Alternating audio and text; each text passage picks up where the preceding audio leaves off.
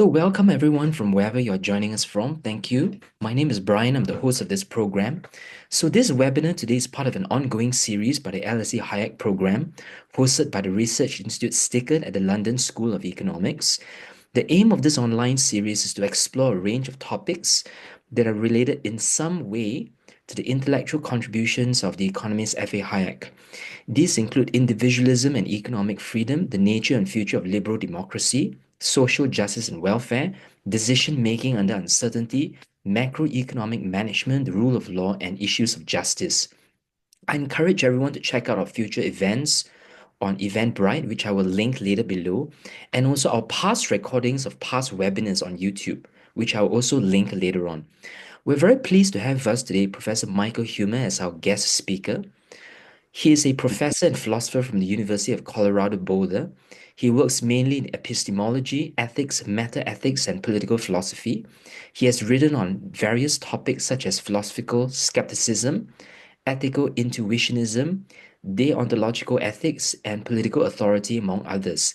He's the author of a 2013 book called The Problem of Political Authority, published by Palgrave, which is one of my favorite books in political philosophy.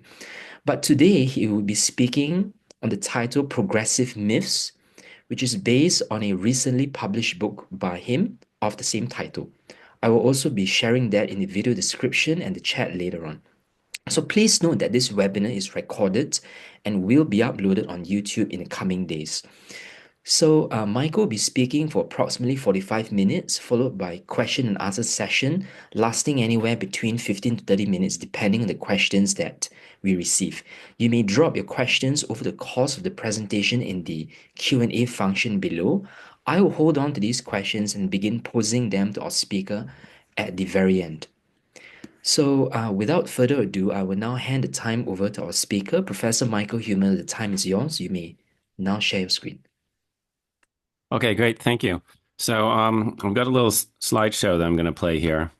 Let me see. I guess this one. All right, is everybody seeing that? Okay, so all right, so I'm going to talk about progressive myths, which is the topic of my recent book of that title. Um, and I'm going to talk about four of these things that I call progressive myths. The gender pay gap, something about police shootings, something about global warming, and something about economic opportunity. I'm going to talk about why these myths are harmful, and then I'm going to draw a general lesson from this about progressivism. All right, so these are the four myths. And so just as a little bit of background, what I mean by progressive myths is these are factual beliefs that appear to strongly support progressive political ideology, that are widely believed by progressives, but that are objectively factually false.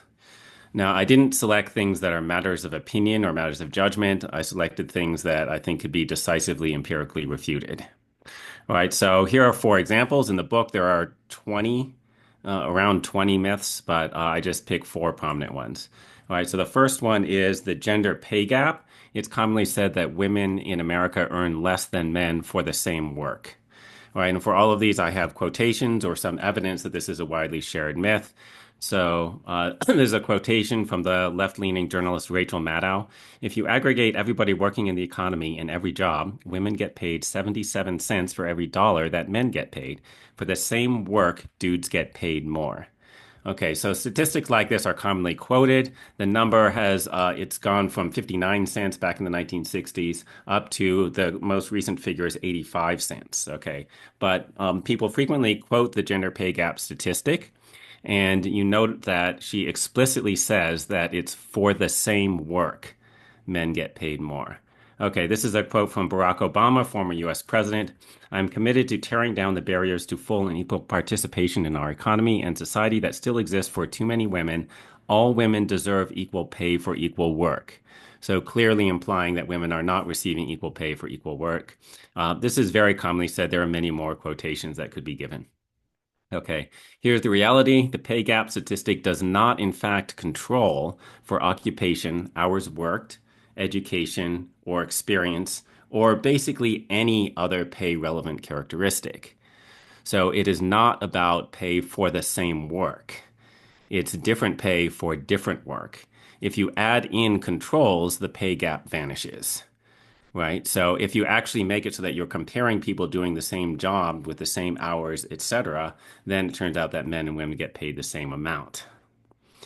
Okay, so now you might wonder, well, but why is there a pay gap? So men are doing the work that gets paid more. They're doing stuff that gets paid more, and women are doing other things that get paid less. Why is there this difference between the sexes? Basically, in order to make more money, you have to make certain sacrifices. Employers don't just pay more money for some jobs for the hell of it. They will pay more money because the job is more valuable to them and usually less desirable to the employee, or because of supply and demand, because there are fewer people who can do it or are willing to do it. Okay. And men tend to prioritize money income more than women do. Women tend to prioritize family, work-life balance, and other characteristics besides strictly their monetary income. So that's going to result in men doing the things, making the sacrifices that are necessary to get more money. Women are making fewer of those sacrifices, so they're better off in other non-monetary respects. An example of this is hazard pay. This is where you get paid more for doing a dangerous job where you're possibly risking injury or death. Most of the dangerous jobs, almost all dangerous jobs, are male dominated. For example, the most dangerous legal job in America is lumberjack, which is 95% staffed by men. This sort of thing is also why men suffer about 90% of the workplace fatalities. This is not evidence of the patriarchy. This is evidence that men are willing to do more for money than women are. And that's also why they're making more money in other occupations, even in the non-dangerous occupations. There's some reason to think that there might actually be a reverse pay gap. That, in other words, that employers might favor women over men after you control for all relevant factors. One reason for thinking this is that after controlling for a small subset of pay relevant factors, the pay gap virtually disappears. So it would be plausible that if you could control for every pay relevant characteristic, the pay gap might reverse. Here's another indication. If you just look at never married, college educated, full-time workers without children, the women earn 18% more than the men.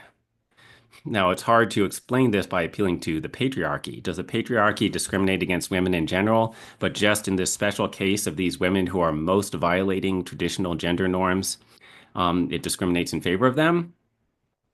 Okay, and now the reason why there might be a reverse pay gap is that actually most people like women more than they like men. This has come out in psychological studies. This is referred to sometimes as the women are wonderful effect. You get this from just explicit measures where you explicitly ask people about their attitudes towards men and women, and people will report more positive feeling towards women as a group than towards men as a group. It also shows up in implicit measures where they do these reaction time experiments and show that people find it easier to form positive associations with women than to form positive associations with men. Okay, this is the second myth, the myth that police in America kill many black people every year out of pure racism. That's a picture of the monument to Michael Brown, who was shot by the police several years ago. Okay, so this is evidence of people believing the myth. Skeptic magazine conducted a survey where they asked people how many unarmed black people they thought were killed by police in the year 2019. About 29% of respondents thought that the answer was 1,000 or more. That's not the full story, though, because the answers differed by your political orientation. So people who describe themselves as very liberal, among them, 54% thought that it was at least 1,000 unarmed black people being shot every year. The correct answer was 36, right? So they had inflated that by quite a lot. Okay. These are so this is examples of the argument that the police must have a racial bias in police shootings. All right. So this is a quotation from NBC News. Black people, who account for 13% of the U.S. population, accounted for 27% of those fatally shot and killed by the police in 2021. That means black people are twice as likely as white people to be shot and killed by police officers. Okay, so that's basically accurate. You get slightly different numbers in different years. So this is a graphic from the BBC on the right here, which shows African Americans being about 13% of the population, but 24% of the police shooting victims. Okay, so they're about twice as likely to be shot as a general member of the population if you only know somebody's race. Okay, so is that evidence that the police are racially biased, that they're shooting people just because they're black? Well, here's another example of even more shocking and extreme bias by the police. It turns out that men are 21 times more likely to be killed by the police than women. So men are only half of the population, but they're 95.5% of the police shooting victims, and women are only 4.5% of the police shooting victims. What's the best explanation for this? Is it that police are incredibly sexist? They're just so biased against men that they're just like 21 times more likely to kill men just for being men. Or could it be something about the differences in violent behavior by men as compared to women? Well, it turns out that men commit 88% of all the murders in America. Women only commit 12%. So perhaps men engage in more violent behavior. Perhaps they engage in more violent behavior towards the police. And maybe that could have something to do with why they're more likely to get shot by the police. If you just look specifically at violence against police officers, so there's just one particular year in which I looked at all the cases of people who killed police, and 98.5% of the cop killers were men, and 1.5% were women. Actually, it was a single woman who assisted her husband in killing a police officer, so she wasn't even the main instigator.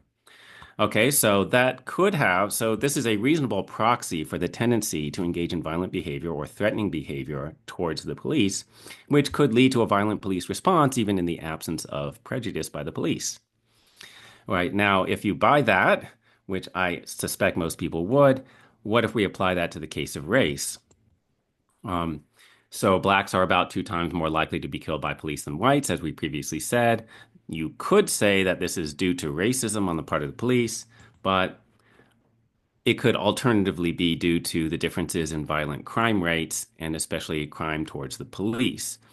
So, although black people are only 13% of the US population, they are 40% of the murderers and 43% of the cop killers. Now, again, the reason why this is relevant is that this is a reasonable proxy for the tendency to engage in violent behavior or threatening behavior towards the police, which could lead to a violent police response. And this doesn't require the police to be racist or otherwise biased.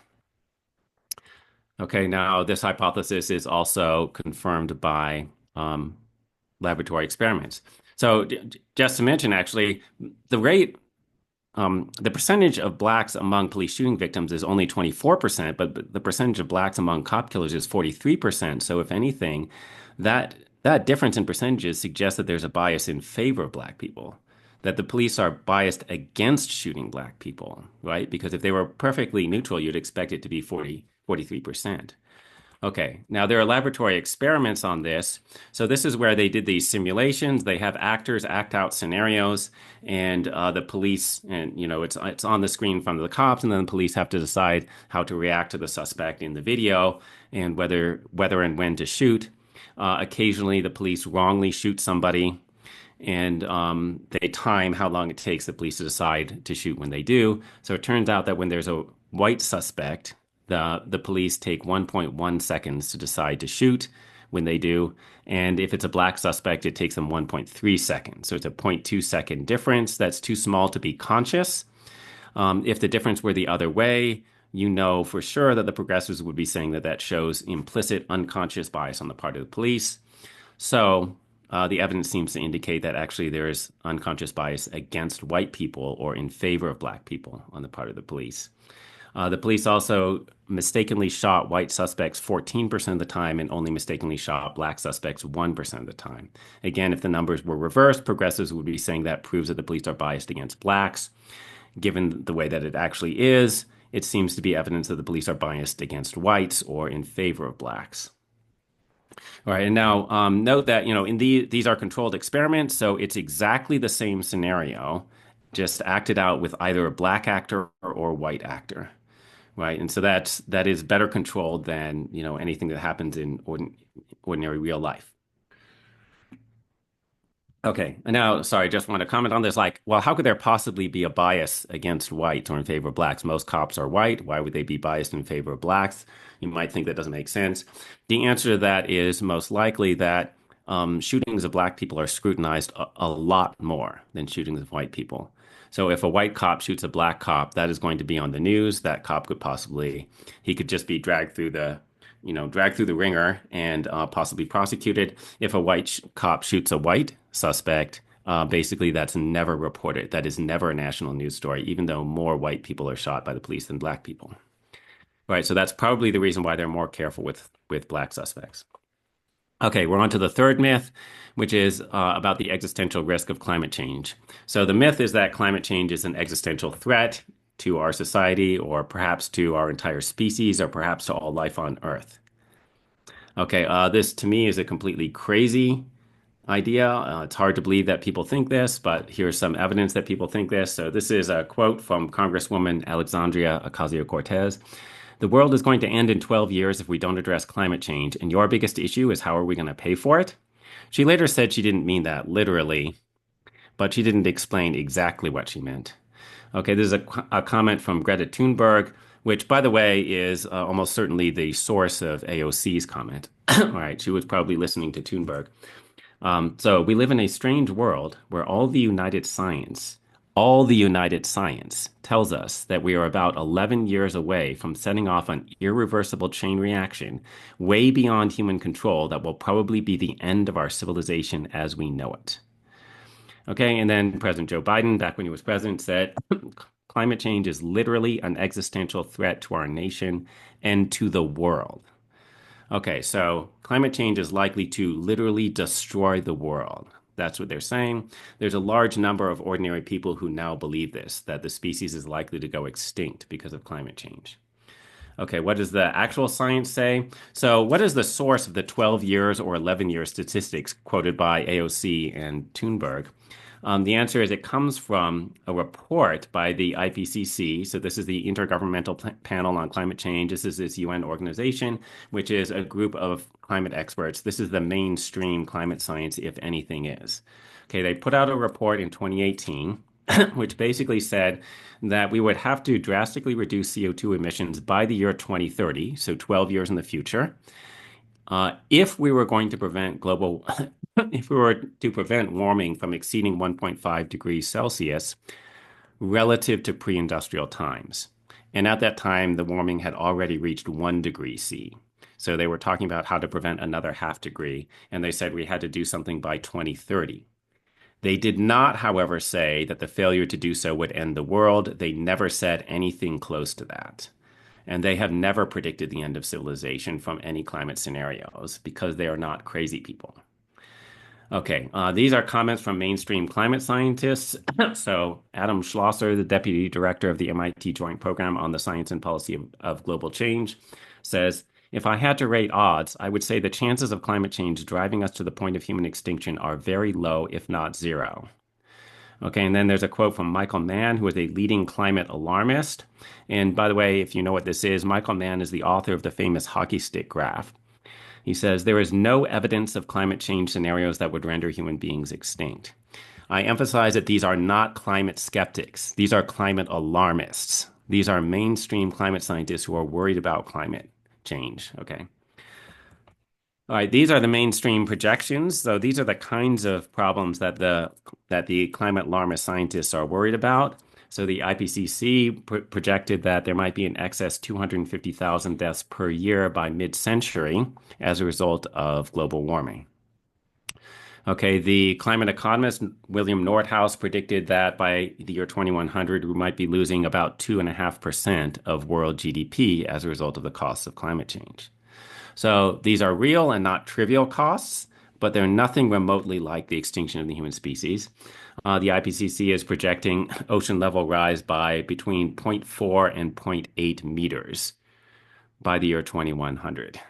All right, so that is not going to bury New York City. It is a real problem, but it's not a world-ending catastrophe.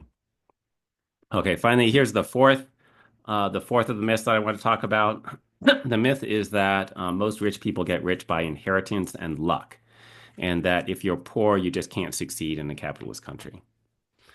These are results of surveys that indicate that this is a widespread belief. So from a Cato Institute survey, strong liberals say The top drivers of wealth are family connections, 48%, inheritance, 40%, and getting lucky, 31%.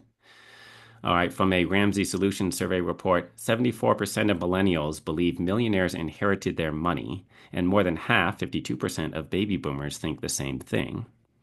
Okay, and then from the People's Policy Project, which is a left-wing think tank, they say on average, the wealthiest 1% has inherited just under 5 million in current dollars. Inheritance plays a huge role in determining who winds up at the top and bottom of our society. Okay, now, is that factually true? Well, a survey done in 2018 found that 79% of millionaires had zero inheritance.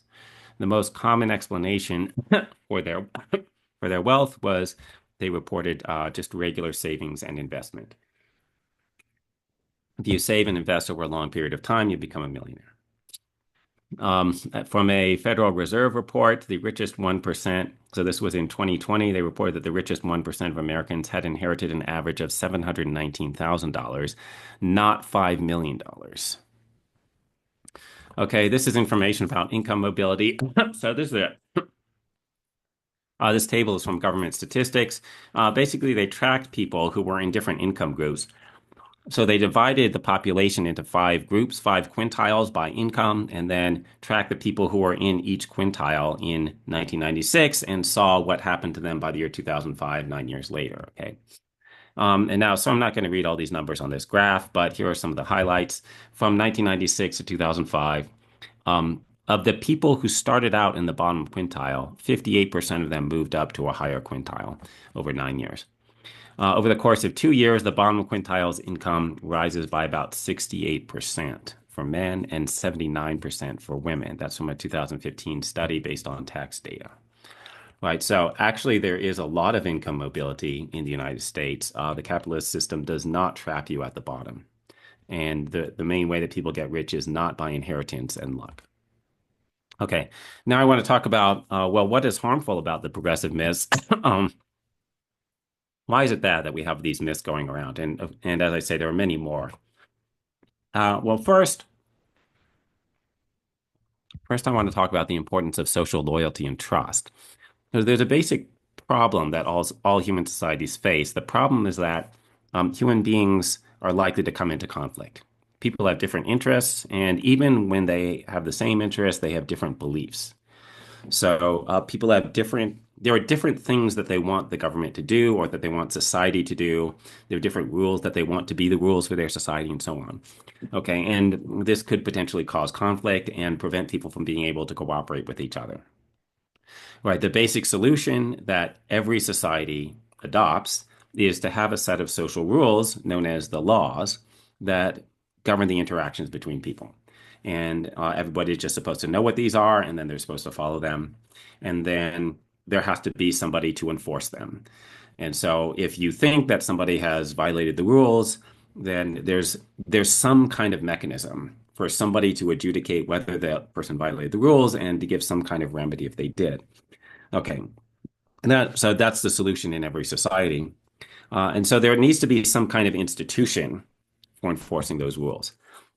Now, loyalty and trust are important because the rules have to be enforced, and it's not really possible for a government to enforce the rules against everyone if most people are not voluntarily obeying it.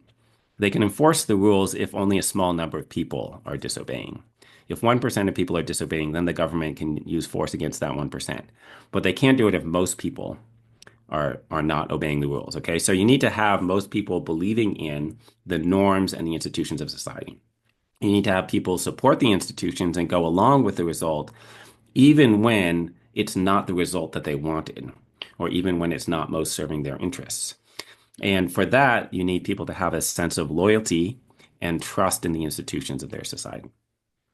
Now, you might think, well, why not just have people rationally understand why social cooperation is important? And basically, the answer is that most people are not that rational. Most people are not rational enough to consistently go along with the norms of their society when it's not serving their own interests. And they need emotions, they need a feeling of loyalty to their society and a feeling of trust in the institutions. Okay, and what is the source of this loyalty and trust? And you might hope that people would just have an instinct of loyalty and trust in their society, but that's not enough. And you can see that it's not enough because there are many societies in which there just isn't a lot of social trust and there isn't a general feeling of loyalty, and those societies are going terribly. So in addition to having an instinct of, loyalty to your society, if indeed we do have such an instinct, we need to teach people. We need to teach people the values of their society and why the institutions are good, how the institutions are supposed to work, what they are, and why they're good.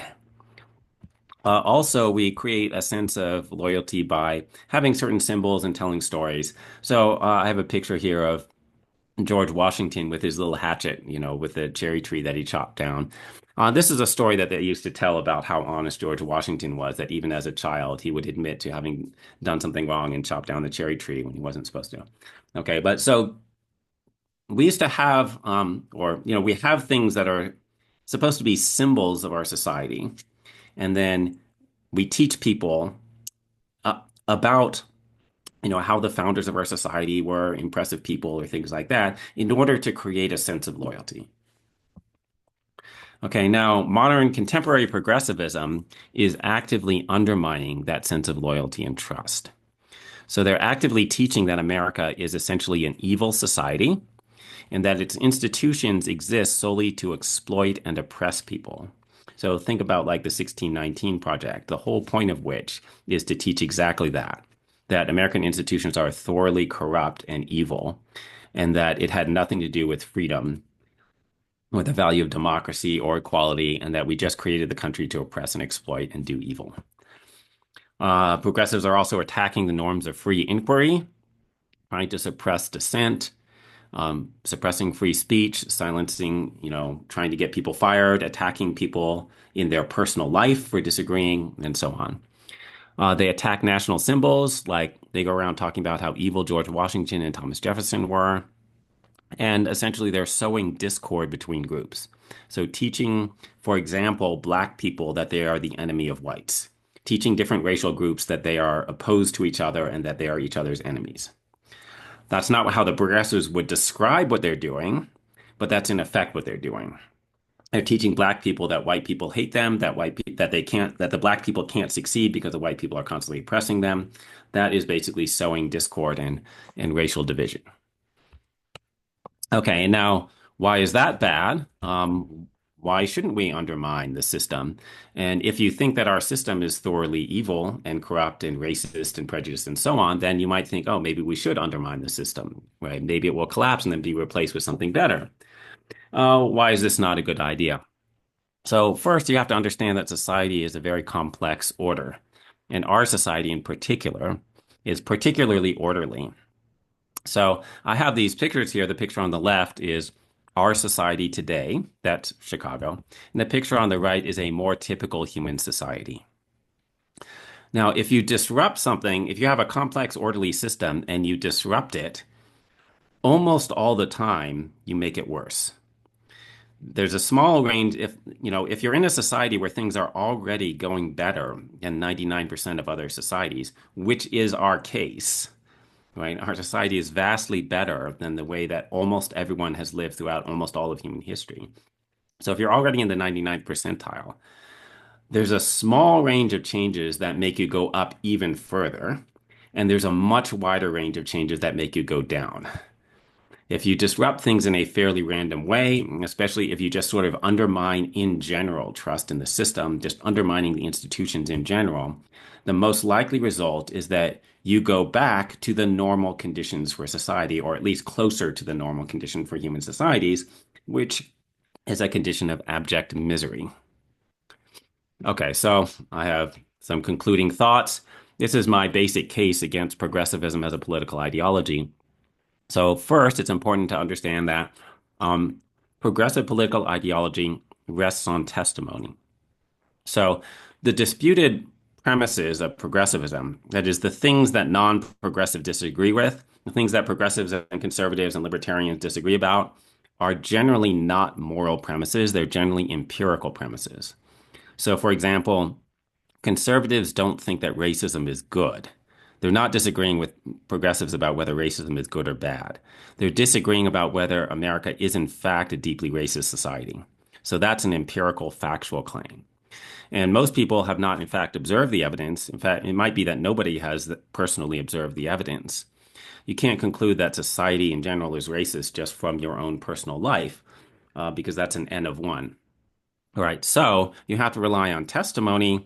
You're generally relying on testimony from some experts or supposed experts, from journalists or political pundits or something like that.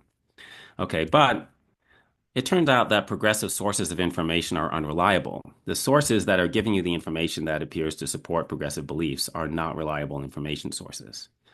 And the reason I think that is whenever I check empirical factual claims that seem to support progressivism, I virtually always find that they're false or radically misleading. Right. And by radically misleading, I mean if you knew the full context, you would draw a completely different political conclusion from the one that initially appears to be supported.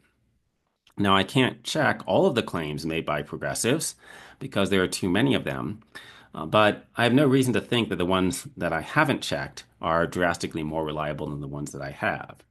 If somebody tells you a whole bunch of things and then like you check on three of them and they all turn out to be totally misleading, you should think that probably the other ones that you didn't check on are likely to be highly misleading as well. So, conclusion, there's no good reason to believe progressivism. Okay, if you want to know more about this, read my book, Progressive Myths, which is for sale on Amazon, and it's a really good book. Also, I have a blog on Substack called Fake News, FAKENOUS.substack.com. Okay, that's my slideshow, and I think we have time for a Q&A. Thank you very much, Michael. So, dear attendees, please feel free to drop your questions in the Q&A function below, and I will be posing them to our speakers. So, perhaps let me start first, and that will give some time for everyone to craft their responses. So, Michael, okay, so just to play the devil's advocate here, I generally agree with what you're saying. Number one, even though there are these myths and exaggerations and some like downright falsehoods, I guess progressives will still say there are still some legitimate concerns, right? So for instance, um, inequality, right? There is evidence to show that there is an increasing concentration of wealth, right, in the hands of some people, and there are various inequality statistics, of course, different interpretations, right? And there are some statistics showing that inequality seems to be a bigger problem today than it has been, especially in the United States. So that's one. And then let's say, when we talk about climate change, yeah, so the world may not be ending, but certainly, carbon emissions, right, has increased, over the last like, number of decades and years. And so this is a problem that we have to confront in a way that we never had to, like in the past. So I guess even some of the details are not accurate. There are still some general arguments and legitimate concerns that they are pushing, right? So I guess that's my first point. Number two, so when we talk about myths, I guess it's not unique to progressives, right? Even conservatives, have lots of myths of their own, right? So I guess something they like to say would be, like migrants, foreigners are the ones that are always causing the crimes in society, and I'm sure there's some exaggeration there as well, right? So when we talk about the undermining of trust and loyalty and institutions, certainly I could say that, yeah, progressives are guilty of that, but certainly conservatives may also be guilty of undermining institutions, especially as we see, the actions of the Trump administration and Trump himself, right? Yeah, so perhaps let me just start with these 2 points, and then we will have a further Yeah. conversation, I'm sure. Right. Okay. So, well, there's a lot to say there. So I guess,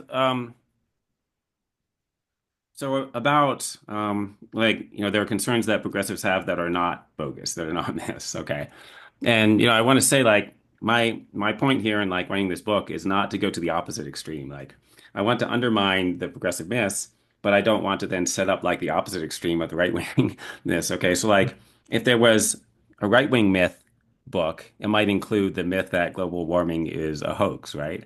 Although it's not exactly a myth because it's not that widely shared, right? It's sort of like extreme, it's sort of perceived as an extremist view, which it is. But okay, so like, yeah, I don't want to say, oh, it's not happening at all. Um, and when it comes to inequality, I don't want to say that's not happening at all, right? Um, So, I want to sort of like, I don't know, I guess I have a more moderate position. Now, so inequality has in fact been increasing. That's the first thing you mentioned there. I think that's true. Now, why it's increasing is a matter of debate. So progressives like to say, oh, it's increasing because of the Republicans. It's like all the Republicans' fault.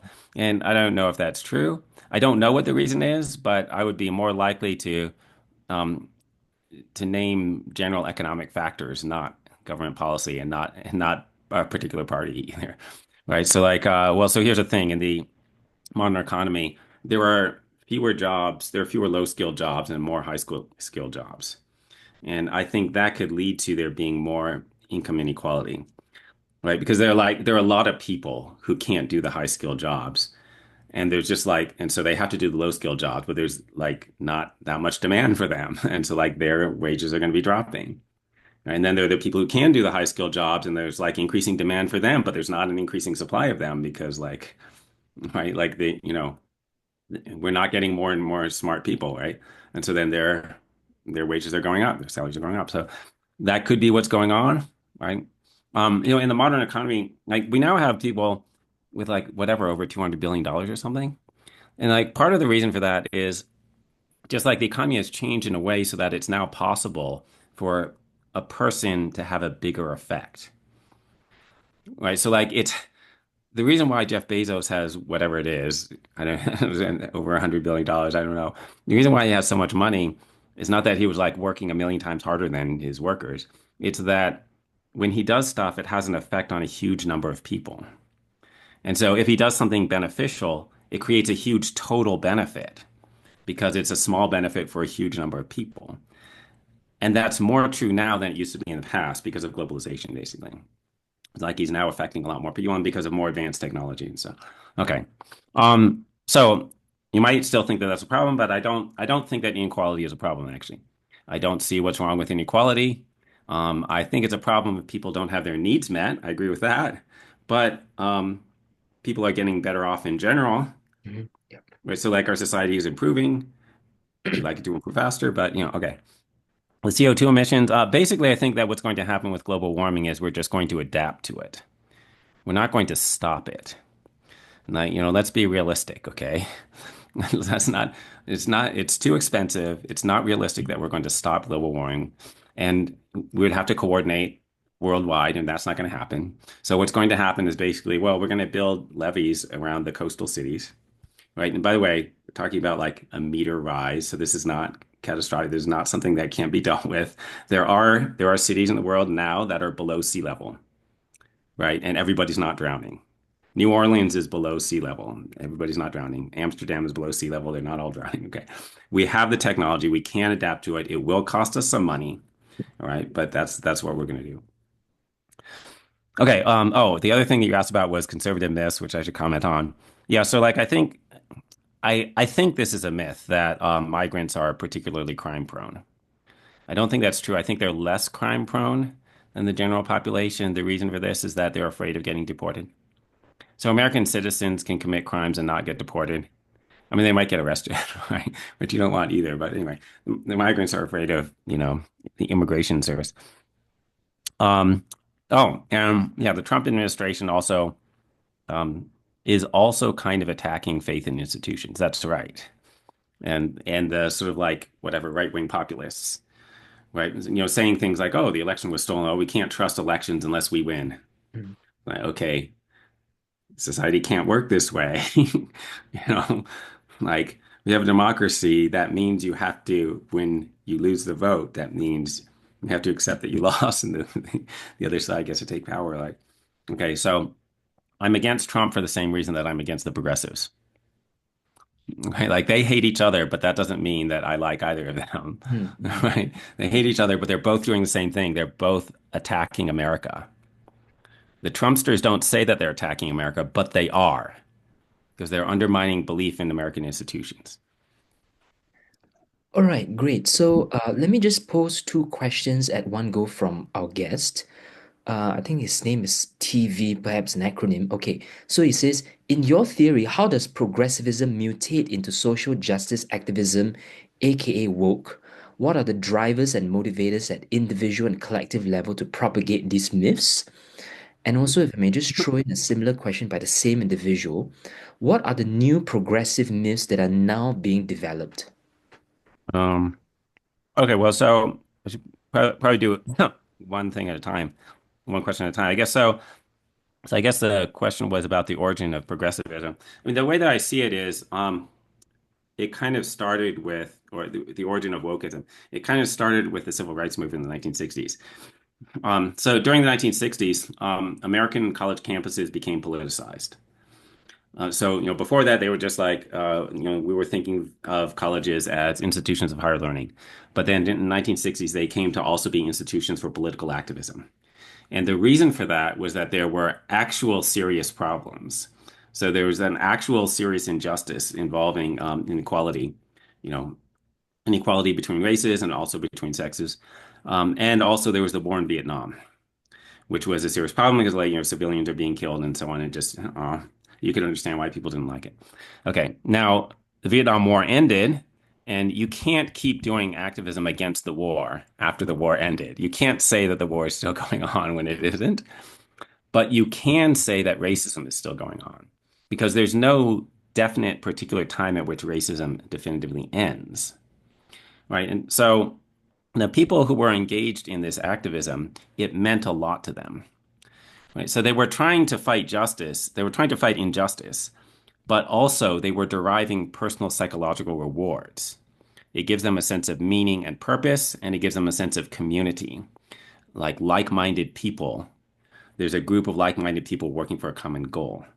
Okay, and that is psychologically valuable for human beings. So they don't want to give that up. And if they admitted that they had won and they'd achieved their goals, they would have to give that up. So what they have to do is they have to keep moving the goalposts to say that they haven't succeeded yet. So they can continue the movement, so they can continue to have this the psychological rewards. Now they don't them necessarily know that that's what they're doing, right? But okay, and so people, and you have these people in the universities who are high IQ, highly educated people. They're devoting their entire careers to this ideology. They're devoting their careers to coming up with new ways that America is racist and sexist and so on. And so we have like decades of that. We have decades of the highest IQ people and most educated people just trying to figure out how America is racist and trying to figure out more things to attack about America and more injustices. Okay, and so contemporary wokeism is how far we've gotten, right? So okay, what else? Did I answer the question? Yeah, so I think the next question is what are the new progressive myths that are now being developed? Um, are there new ones being developed? Well, I mean, so some of the things are fairly new, right? Like the stuff about transgenderism is fairly new. Um, so yeah, the beliefs about racial and gender injustice, those go back decades.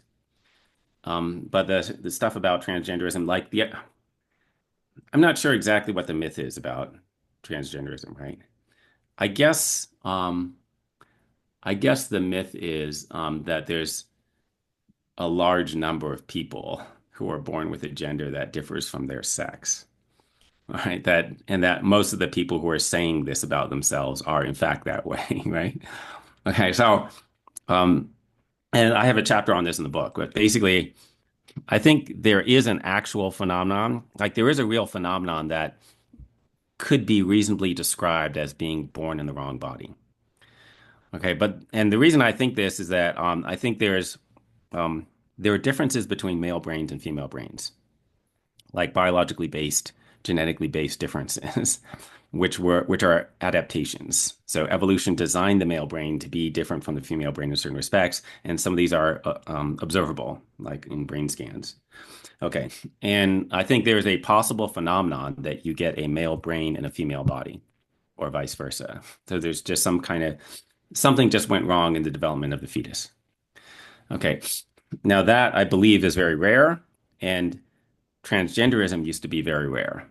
So if you look at the DSM, the most recent edition of the DSM from I think 2013, it estimates the frequency of this as 1 in 30,000 to 1 in 100,000.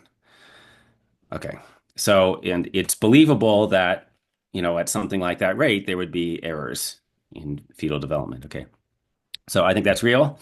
And there are people who they show up as transgender from like the age of 4. And so it's very hard to say that they're just like putting on this act from the age of 4 all the way to adulthood. Like this kid somehow decided like it's really a boy, but somehow decided to start pretending to be a girl on his, just for no reason or because it's crazy, all the way into adulthood. Okay. However, the frequency of transgenderism has exploded in recent years. So in some surveys, you get 1% or more of the population saying that they're transgender. This is not believable, right? So it does not make sense that this thing that could happen to people that, actually happen to people at a rate of 1 in 30,000 or something like that, the idea that it's now happening at 1%, right? And that you could say, oh, it's just because we underdiagnosed it before. This is not credible. What's happening is that there's a kind of social contagion. Being trans has become cool, or it's become a fad in certain circles, right? Now, obviously, it's unpopular in other circles. There are some people who hate the trans people, but then there are certain circles in our society where, that's cool. Okay. And so there's this kind of social contagion. And by the way, we've seen social contagion like this with other things. So with anorexia, we know that young adolescent women or adolescent girls, whatever, have an influence on each other. And so, they can be influenced to perceive themselves as fat when they're extremely thin, when they're like on the verge of starvation. So if it's possible to do that, it's also possible that social influence could cause people to think that they're a different gender from the one they actually are. Okay. Anyway, so that was a relatively recent myth. I don't know about other myths that they're developing. I'm sure they'll develop some more in the future. All right, so let's move on to the next question by James Rice. He says, really interesting discussion. I hadn't thought that what polarized groups disagree on is not moral values, but the empirical evidence which validates claims, but whether we conform to those moral values. I wanted to ask about polarization. What do you think drives political groups apart? And why do you think that at different periods of times, progressives, conservatives, and libertarians agree and disagree on different topics, where the boundaries of accepted empirical positions are subject to change? Okay, well, so what drives groups apart? There's kind of like a natural human instinct of sort of in-group loyalty and opposition to out-groups. So it used to be that human beings lived in small tribes, and you would have some kind of loyalty to your tribe because you're going to survive by cooperating with your tribe mates. But also there would be hostility towards other tribes, and there was just like very common warfare and very common killing between neighboring tribes, right? So okay, and the reason why you'd be suspicious of other tribes is that there actually was a pretty good chance that they would try to kill you. Right? So if you see somebody from this is why we have suspicion of foreigners, okay? And this is why Americans think oh, the Mexicans are stealing our jobs or whatever. We need to put the tariffs on the Canadians and the Mexicans on whatever, okay? The underlying reason is that we have negative emotions associated with foreigners, and the reason for that is that in our evolutionary past, people from other tribes would actually be a physical threat to you. Yeah. So, now I've forgotten where I was going with that. Okay, sorry. Remind me of what the question was there. I think the question is about Oh, polarization yeah, and some of the yeah, factors that yeah. drive political groups apart. Oh, yeah. So, yeah, right. So today we don't really have neighboring tribes because we live in nation states. So people have developed sort of proxies for tribes. And so, one of them is political orientation. So now you start to identify your tribe as the other progressives or ultimately the other conservatives. And so then, okay, so one of the things that happens is you get to show your loyalty to your tribe by attacking the other tribe. If the people in your group have some common belief, you can express your loyalty to the group by expressing loyalty to the belief. And a way of doing this is by like taking an even more extreme version of the belief, right? And so there's this dynamic that makes people kind of compete with each other in getting ever more extreme. And so that's part of what's happened to progressives. Like they've just like they're challenging each other to take even more extreme forms of leftism, right? And like that could happen to any ideology. But okay, so yeah, it's partly that. It's partly trying to show your group loyalty. All right, so I think there's a great question I'm going to ask from Guillaume Santos. As a philosophy student, I'm interested in your opinion on whether the absence of good philosophical education, and by that I mean the study of analytical philosophy, has great relevance to the current state we are in. In the last part of your book, you comment on the roots of wokeism. What is the relevance of poor philosophy education to the current state of our society, i.e., the progress of wokeism, in your opinion? Yeah, that's good. So I mean, I'm a little bit pessimistic about education in general. So I think most education, well, okay. So I think there's basic level of education that works. Like you can teach people to read and write and you can teach them basic arithmetic. Okay, but I think that once people get to college, they usually don't learn. So like they go to all these college classes, it goes over their heads. They just memorize a bunch of stuff for the test and then they forget it after the class is over. Okay, so I think like that's true in both subjects. But also, I think that philosophy is better than most subjects. So like if you're going to study something in college that would make you think better, it would be philosophy. And I don't have empirical evidence of that. Okay. Or, I don't have like scientific evidence that proves that. I just have like anecdotal experience. Okay. All right. But my sense is that you start to think more clearly. Like as you read more philosophy, you take more classes and you spend more time thinking about it, philosophers think more clearly, they're less confused. Okay. However, I'm also um, I'm not Pollyanna-ish about philosophy education. I think that philosophers are also still biased. So philosophers are usually not confused in the way that non-philosophers are, but they do have other problems. So one problem that philosophers have is just not knowing empirical facts. So you can find philosophers sharing stuff, like you could find philosophers sharing these myths that I'm talking about, and they just have no idea that it's false, and they're not checking because philosophers don't care about the empirical reality, right? Because our whole methodology is sitting in the armchair thinking about it. Okay, so right, I have mixed feelings about talking about how great philosophy education is because I think that's one of the things that can happen. You just start sitting there in your head and not looking at empirical reality, and it's just like so naive, right? So naive, like you saw somebody share this fact and you just repeat it without checking it. Um, okay, and then the other thing is like, well, philosophers are also biased. So like I haven't noticed philosophers being um especially objective. Maybe they're less biased. They're less biased than people in other humanities, but they're still biased. Okay. So they're going to use their intelligence and their reasoning abilities that they learned from their philosophy classes to try to rationalize their pre-existing political biases, right? So I would like there to be more philosophy education, but it's not going to solve that much, right? Don't get too optimistic about what it could do. All right, so I think the next question is closely following this anonymous attendee. Given the reality that many progressive agendas are embedded within capital-driven systems, what policy interventions or institutional redesigns could meaningfully redirect progressivism away from performative capitalism and towards structural equity? Wow. Okay. So I'm not totally sure what that means. I'm not sure about the structural equity and so on. And also, I'm not sure that I want that. Whatever it is, it doesn't sound like a thing that I'd be that into. Um, yeah, what could we do? So, like the libertarian response to the problems with progressivism. Okay, so like basically, American universities have been totally taken over. They've been taken over by leftism. And even the people who are not themselves woke extremists will not stand up to the woke extremists. And many of them, in fact, will just sort of like they'll try to deny the problem. Okay. Even if they're not part of the problem, they're not going to admit the problem. All right. So, and it just gets worse.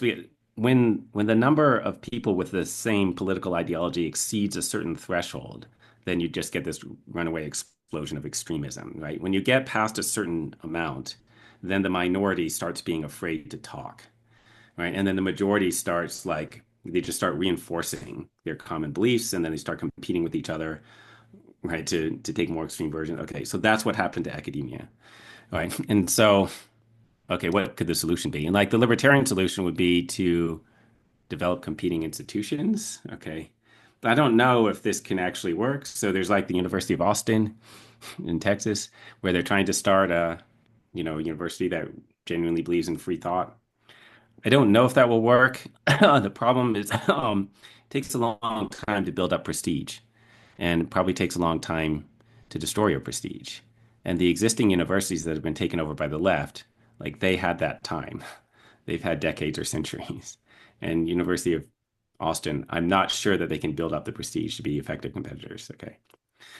But the other thing is, maybe there could be just like a completely competing, completely different models. Like maybe people could be educated by some like, AI driven internet courses or something like that without having to go to a traditional university. Maybe that would outcompete the universities, and they would just sort of shrink. The universities are never going to disappear, but we need more we need more competition. I guess that's my only thought. Um, actually, the government has had an influence. So I think the government had an influence on the amount of wokeness in universities during the Obama administration, when the education department sent out this letter to all of the universities telling them that if they have any sexual assault or harassment allegations, they have to lower the standard of proof, basically. So they have to use a preponderance of the evidence standard in investigating those, right? As opposed to a higher standard of evidence. So basically, that makes it easier to make accusations and for people to get punished. Right. Okay. And so I think that had an influence, and sort of like on the Me Too movement and sort of like um, decrease the concern with due process in the universities. Right. All right. So, um, you know, we need policy changes like that, maybe. Uh, the government should probably stop supporting higher education as much as they do. They should stop subsidizing it. Just like, it's a huge rent seeking thing. Like the amount of money the government is pouring into higher education. All right, thank you. So I think I have time for like two more questions. So I'll just ask two more. So I think there's one which is quite interesting. Why are progressive myths so universally shared in weird regimes? I think by that he means Western countries, societies, but less so in other countries or other populations or regimes. I think this is pretty true because, like, I'm familiar with Asia. I'm from Singapore, and certainly we don't hear or believe in as many of these progressive myths as perhaps in many Western societies. So is there something cultural going on here? Yeah, I mean, so I don't know, but my guess is that it's the influence of the United States. So the other countries, the other countries that have wokeism, they got it from us. Okay, so you just have to explain what happened in the United States. And I guess it's a cultural accident. It's a historical accident. It's because America had the civil rights movement, right? And that morphed into wokeism today, right? For the reasons that previously described. And then so, not every country has it the same amount, right? So like, the French are kind of resisting the wokeism coming from America, or they don't like it as much, right? And they don't have the same history, right? Now, it originated in America because of our racial problems that like not every country has. All right, I think there's time for just one last question. So I'll just end with this one here by anonymous attendee. He or she asks, I'm more concerned about myths that is potentially shared by both the political parties. In particular, both parties share Aristotle's view about the purpose of humans and animals. Is that factually false according to you? And if yes, what is the purpose of humans and animals according to you? I don't know what view they're talking about. Do you know? Like what? I'm not sure what this individual means by both political parties sharing Aristotle's view about the purpose of humans and animals. Yeah, that doesn't seem true. Yeah, Like, and perhaps what there's what is some. some What is clarity. Aristotle's view about the purpose of humans and animals that they were allegedly sharing? And Yeah, it's unlikely that they are I'm not sharing. sure, but it Okay, sounded interesting. well, so here's the thing. Like Aristotle thought that things have natural functions. Like there's a thing that an object is supposed to do, and this is like kind of semi-normative, but also at the same time descriptive.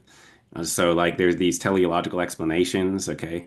And this was not just conscious beings, it was throughout all of nature that there were functions or purposes of things. So, like, the reason why, when you lift stuff up, it falls down to the ground, the reason for that is that Earth has a natural place. There are four elements: earth, air, fire, and water. And Earth has everyone has a natural place. And the natural place of Earth is at the center of the universe. And so when you move it away, it tries to move back down. That's the explanation for why things fall. Okay. And when you light a match, the flame goes up because the natural place for fire is up in the heavens. Okay. That's why it's going. Okay. So, like, and this is 100% wrong, right? Like, no, there are no natural functions. There are no purposes except for conscious beings. Like, we're the only things that have purposes, and the purposes are the things that we decide, the things that we are actually pursuing. Okay, they're not like, things that are given to us by nature or God or whatever. All right, so like I think that's a completely erroneous viewpoint. Okay, now why do I say that that's false? Because there's no scientific evidence for it. There's still people today. Now, I don't think that both the left and right are agreeing on the Aristotelian view, but there are people who hold the Aristotelian view, and they're generally Catholics because they're following Thomas Aquinas. Okay. But this is completely outdated. No modern scientific theory uses natural functions or purposes in a real serious way in the way that Aristotle meant it, unless it's psychology, right? Unless you're talking about actual conscious beings with actual real purposes, right? It doesn't play any role in explaining anything, so there's no reason to believe that any of those things exist, okay? Um, However, I'm not sure what this has to do with, the left and the right in contemporary American politics. Okay. Now, what do I think is the purpose of humans and animals? No, there's no purpose. I mean, unless there's a God. Like if God made us, then he might have had a purpose. Then I suppose that his purpose was, there's value in life. Just like the value of life or the value of whatever conscious experience or something like that. If there's a God. All right, so on that note, we will be ending this very interesting conversation and stimulating discussion. Professor Michael Huemer, thank you very much for joining us today. So, ladies and gentlemen, I've dropped the link to his book here in the chat. This video will be uploaded on YouTube, where all the relevant details will be in the video description. So, let us just thank our speaker, Professor Huemer, today. Thank you very much. And we'll see all Thanks of for you having in me. the Great future. talking to you. So, thank you very much.